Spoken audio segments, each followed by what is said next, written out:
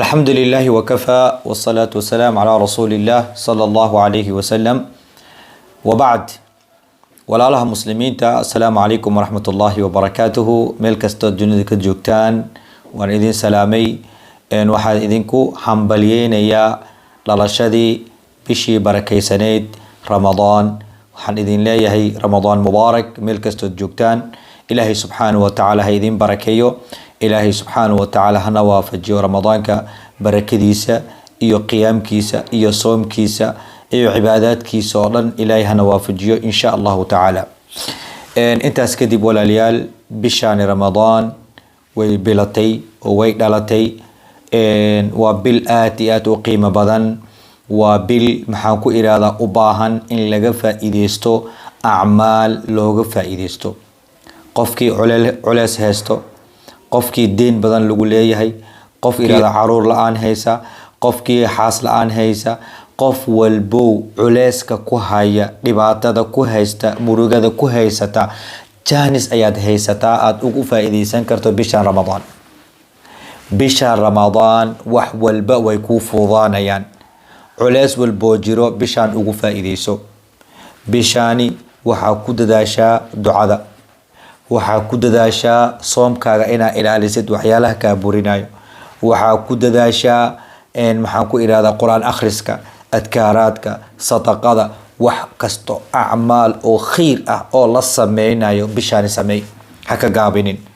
maxaa yeelay waa bil acmaasha la qabto oo labalaab ah waa tii ilaahay uu leeyahay assawmu lii wa ana ajzii bih soomka anigaa iska leh anigaan awaalmarinayo bini aadamka camal walba uu sameeyo asigaa leh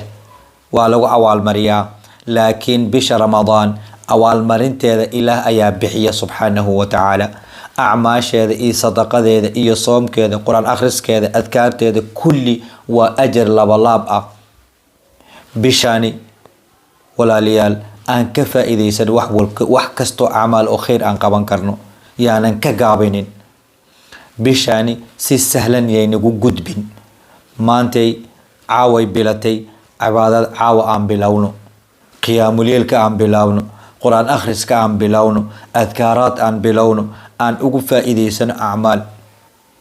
sanadkii hore dad joogay ayaan sanadkan nala soomin sanadkii hore dad nala soomay waalidiinteena ahaa walaalaheena ahaa qaraabadeena ahaa ayaan bishaani hadda sanadkani ramadaankan nala soomin anagana ma naqaano inaan ramadaanka dhammaysan doono inaan kale allahu aclam saas ay tahay walaalayaal aan ugu faa'iideysano acmaashaada tid midda yar ayaa ku anfacayso acmaasha aan ugu faa'iideysano soomka aan iska ilaalino waxyaalaha naga jibinaya soonkeena xantii gardaradii dulmigii beentii iyo waxyaalaha foosho xun waxyaalaha ay dhalinyarada ay u arkaan inay isku madadaaliyaan ay bisha ramadaan dhexdeeda sameeyaan sida turubka ciyaaritaankiisa laadhuuga iyo waxyaalaha soo weheliya walaalayaal madadaalo wax la yidhaahdo yaysan soonkaaga kaaga dhammaan ma taqaanid inaad sanadka dambe soomi doonto ama aad gaari doontid marka wax madadaalo la dhahayo ma jiro yani cibaadada kaa mashquulinin laadhuuga horaan uga soo hadalnayo wuuba dhib badan yahayo maxaa yeelay qofka ciyaaro waxaa la yidhi waa qof hilib doonfaar dhiiggiisa gacanta la galay oo kale waay xadiid kalena wuxuu ahaa faqad casa allaha warasuulah ilaahay rasuulkiis ayuu caasiyay ninka ciyaara laadhuuga marka waxaa soo gelaya turubta iyo waxyaalaha kale akhi fillaah ama walaasheeda intaad isku madadaalin lahayd geem iyo waxyaala qashin isku madadaali cibaadada ilaahay subxaanahu wa tacaala iyo qur-aan akhriska isku madadaali iyo wax kastoo acmaal oo khayr ah iskugu madadaali maxaa yeelay ninka maantay nool beritoo lama noolaanayo yaysan si sahlan noogu dhaafin carabkaanan aan ka adkaano aan barno bisha ramadaan aan barno inaan carabkaani xanta aan ka celino cayda aan ka celino waxyaalaha foosha xun carabkaan aan ku qoolayno aan tarbiyeyno aan barno bisha ramadaan dhexdeeda indheheena aan barno bisha ramadaan waxyaalaha muxaramaadka ah ilaahay xaalamtimeeyey aan 24 saacadood indhaha aan ku taagayno inaan ka jarno bisha ramadaan aan barno lugaheena meel ay aadi jireen oo faxshiga iyo munkaraadka iyo balaayadana aan ka jarno bisha ramadaan dhexdeed aan barno. bisha ramadaan waa bil nafta lagu tarbiyeen karo walaaliyaal, wax walba looga jari karo bisha ramadaan, acmaal walbana wanaagna la sameyn karo, nafta lagu tarbiyeen karo waay. marka yay si sahlan nagu dhaafin, yaysi sahlan nagu dhaafin gabdhihiina walaalihiin aha ayagana yaysan ku mashquulin sambuus sameys iyo waxyaalaha kale, yaysan cibaadada ka mashquulinin. cunto oo maanta dhan la hagaajiyo la sameeyo oo haddana maxaan ku idhaahdaa adigii cibaadada kaaga mashquushay raggii soonnaa markay imaadaanna ay meeshii looga wada tagayo adigana maanta dhan aad daalaysay konton sambuus aad sameyso meesha kuga hartana 2 ama 3 ama 4 lagu cuno adigan cibaadadaada ay daciifto yaysan dhicin. cuntadana diyaari, cuntada walaalahaada u diyaari, dadka afurayna u diyaari, adigan ajar xisaabso. maxaa yeelay badarka adiga aad diyaarisay ayaa dad afkooda ilaahay dartiis u soonnaa ayaa afkooda ku bilaabaya ku cunteynaya, adiga horta marka hore ajar xisaabso. ثانيا tan labaadna cibaadadaada iyo raashinkaas sameyskiisa kaa mashquulinin, cibaadadaada raashinkaas sameyskiisa ay kaa mashquulinin. raggaa soomnaa qur-aanka akhrinaa masaajidada ku jiray jannada ay raadinooyin adigana waad u baahan tahay. adigana saas oo kale cibaadada u raadi oo cunto oo macquul ahoo oo kooban intaad samaysid cibaadada ilaahay ka faa'iideyso. maxaa yeelay ramadaanka dambe intaad gaari doonto allahu aclam, ilaah baa yaqaano, lama oga. marka saas darteeda saysan u dhicin haddeeto ka faa'iideyso cibaadada bishaan ramadaan. bishaan ramadaan dhexdeeda aan waalidiinteena xasuusano inaan u duceyno hadday qubuurta ku jiraan inta dhimatay ilaahay u naxariisto. bishaan ramadaan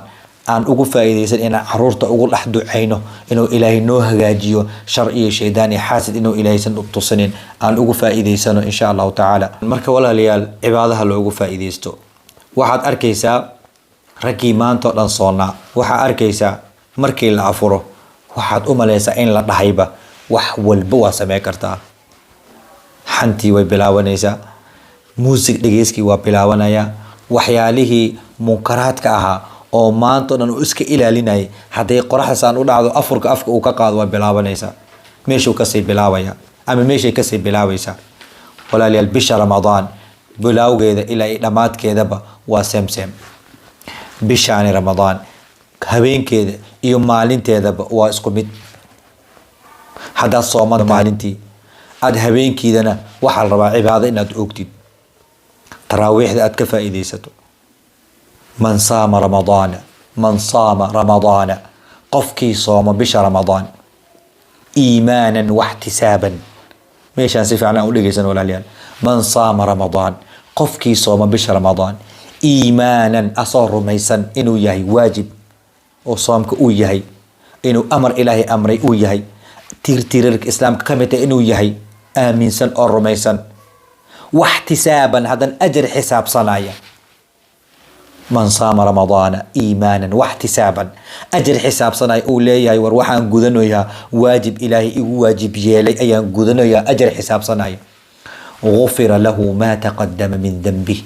ninkaasi waxaa la dhaafayaa dembigiisa wixii u hormaray ayaa loo dhaafayaa.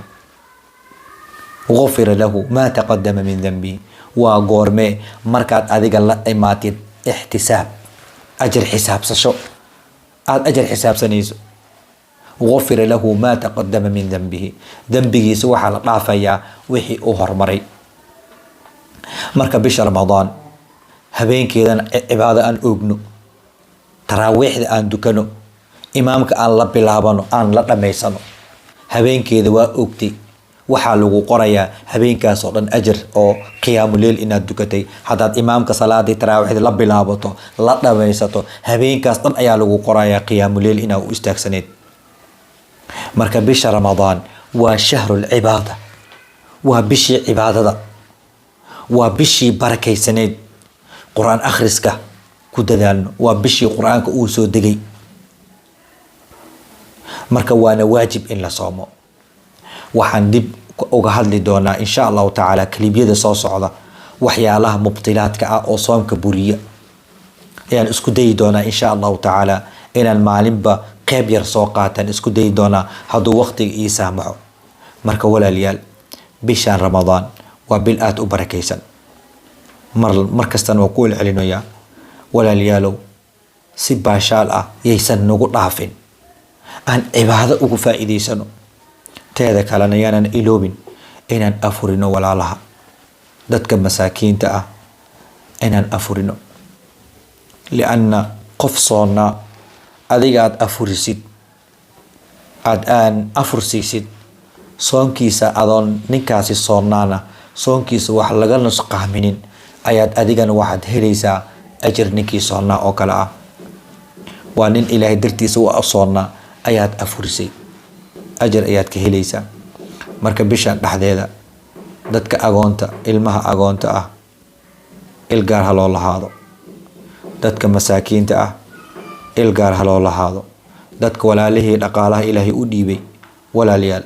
dhaqaalihiina walaalaha kale oo dhibaataysan oo masaakiinta ah ha loogu faa'iideeyo oo waxaa laga siiyo xoolihiina wax ka siiya afurkiina wax ka siiya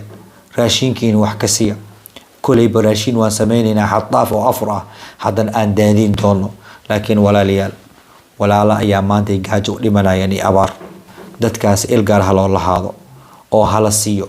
oo mudnaanta koowaad hala siiyo oo hala qadriyo oo halaga warqabo aan iska warqabno lianna mu'miniinta waa sida dhista oo kale midka kale ayuu adkeynayaa marka maadaama aan nahay dad muslimiin ah oo walaalo ah isku dhiig ah isku maxaan ku iraahdaa hal diin wadana aan is caawino lianna caawinaad aan is caawino ayay waxay tahay nabiga waa tuu dhahay sallallahu alayhi wasallam wallahu fi auni alabd ma kana alabdu fi auni akhihi ilaahay qofka kaalmadiis ayuu yahay intuu qofka kaalmeynayo walaalkiisa marka waa u baahannahay inaan anaga maanta is caawino walaalaha aan ka warqabno aan walaalaha fiirino ilgaal aan u lahaano bishaanna halan ka faa'iidaysano khayraadka oo dhan ilmihiina aan ku tarbiyeyno inay diin tahay oo arkaanka islaamka ay ka mid tahay ilmihiina aan barno insha allahu tacaala taasi waxay aad iyo aad ayayna u qiimo badan tahay bisha ramadaan walaalayaal fadligeeda iyo wanaageeda insha allahu tacaala wax la soo koobi kara maahan muxaadaraad badan ay u baahan tahay marka insha allahu tacaala kaliibkayga yar meeshaas ayaan kusoo koobi doonaa kusoo xiri doonaa ayadoo inoo dhiman tahay muxaadarooyin badan oo ka hadli doona bisha ramadaan insha allahu tacaala barnaamij ayaan ka diyaarin doonaa bisha ramadaan insha allahu tacaala waxaan kaloon rabaa inaan halkan idinku cilaamiyo waxaa jirto inaan afurin samaynayno oo dad walaalo badan jiraan oo dhibaataysan oo u baahan afur dad badan ila soo xiriiray walaalo badan ila soo xiriirayna way jiraan kolay insha allahu tacaala qofkii wanaag rabo inuu wax baxsado waa ila soo xiriiri karaa insha allahu tacaala وجزاكم الله خير الجزاء والسلام عليكم ورحمة الله وبركاته